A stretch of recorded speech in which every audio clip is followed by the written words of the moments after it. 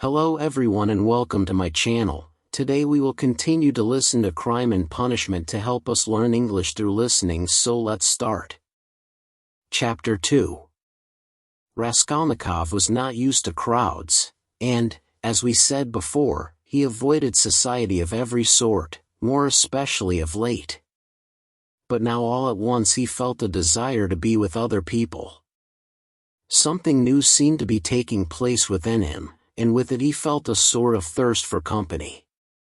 He was so weary after a whole month of concentrated wretchedness and gloomy excitement that he longed to rest, if only for a moment, in some other world, whatever it might be, and, in spite of the filthiness of the surroundings, he was glad now to stay in the tavern.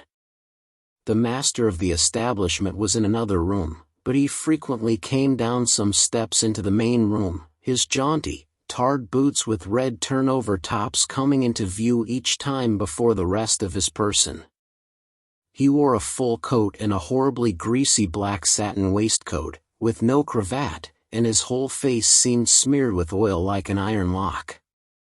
At the counter stood a boy of about 14, and there was another boy somewhat younger who handed whatever was wanted. On the counter lay some sliced cucumber, some pieces of dried black bread, and some fish, chopped up small, all smelling very bad. It was insufferably close, and so heavy with the fumes of spirits that 5 minutes in such an atmosphere might well make a man drunk. There are chance meetings with strangers that interest us from the first moment, before a word is spoken. Such was the impression made on Raskolnikov by the person sitting a little distance from him, who looked like a retired clerk. The young man often recalled this impression afterwards, and even ascribed it to presentiment. He looked repeatedly at the clerk, partly no doubt because the latter was staring persistently at him, obviously anxious to enter into conversation. At the other persons in the room, including the tavern keeper, the clerk looked as though he were used to their company, and weary of it, showing a shade of condescending contempt for them as persons of station and culture inferior to his own, with whom it would be useless for him to converse. He was a man over 50, bald and grizzled, of medium height, and stoutly built. His face, bloated from continual drinking, was of a yellow, even greenish, tinge, with swollen eyelids out of which keen reddish eyes gleamed like little chinks. But there was something very strange in him. There was a light in his eyes as though of intense feeling, perhaps there were even thought and intelligence, but at the same time there was a gleam of something like madness. He was wearing an old and hopelessly ragged black dress coat, with all its buttons missing except one, and that one he had buttoned, evidently clinging to this last trace of respectability. A crumpled shirt front, covered with spots and stains, protruded from his canvas waistcoat. Like a clerk, he wore no beard, nor mustache, but had been so long unshaven that his chin looked like a stiff grayish brush. And there was something respectable and like an official about his manner too. But he was restless. He ruffled up his hair and from time to time let his head drop into his hands, dejectedly resting his ragged elbows on the stained and sticky table. At last he looked straight at Raskolnikov, and said loudly and resolutely, "May I venture, honored sir, to engage you in polite conversation? Forasmuch as, though your exterior would not command respect, my experience admonishes me that you are a man of education and not accustomed to drinking.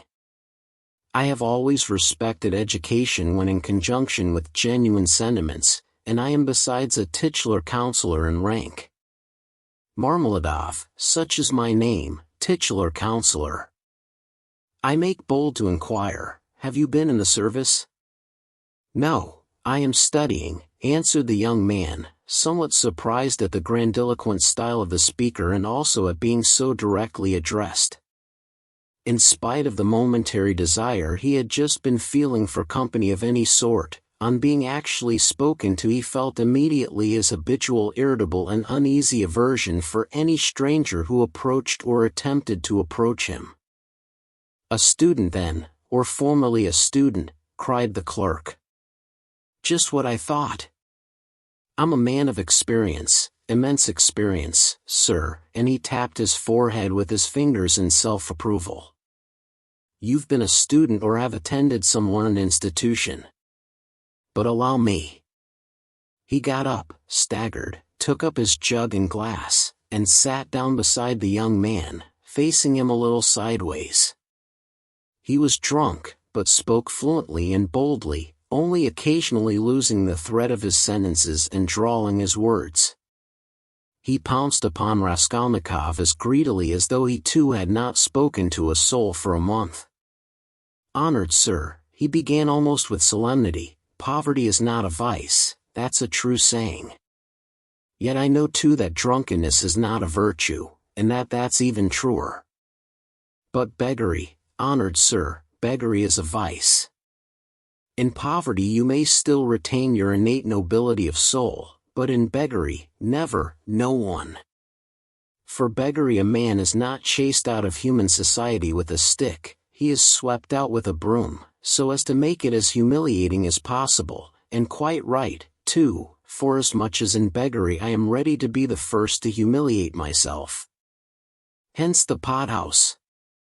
Honored sir, a month ago Mr. Lebeziatnikov gave my wife a beating, and my wife is a very different matter from me. Do you understand? Allow me to ask you another question out of simple curiosity. Have you ever spent a night on a hay barge, on the Neva? No, I have not happened to, answered Raskolnikov. What do you mean? Well, I've just come from one and it's the 5th night I've slept so. He filled his glass, emptied it and paused. Bits of hay were in fact clinging to his clothes and sticking to his hair. It seemed quite probable that he had not undressed or washed for the last 5 days. His hands, particularly, were filthy. They were fat and red, with black nails. His conversation seemed to excite a general though languid interest. The boys at the counter fell to sniggering. The innkeeper came down from the upper room, apparently on purpose to listen to the funny fellow, and sat down at a little distance, yawning lazily, but with dignity. Evidently Marmeladov was a familiar figure here, and he had most likely acquired his weakness for high-flown speeches from the habit of frequently entering into conversation with strangers of all sorts in the tavern. This habit develops into a necessity in some drunkards, and especially in those who are looked after sharply and kept in order at home. Hence in the company of other drinkers they try to justify themselves and even if possible obtain consideration. Funny fellow, pronounced the innkeeper. And why don't you work, why aren't you at your duty, if you are in the service? Why am I not at my duty, honored sir, Marmeladov went on, addressing himself exclusively to Raskolnikov, as though it had been he who put that question to him. Why am I not at my duty? Does not my heart ache to think what a useless worm I am? A month ago when Mr. Lebeziatnikov beat my wife with his own hands, and I lay drunk, didn't I suffer? Excuse me, young man, has it ever happened to you, well, to petition hopelessly for a loan? Yes, it has. But what do you mean by hopelessly?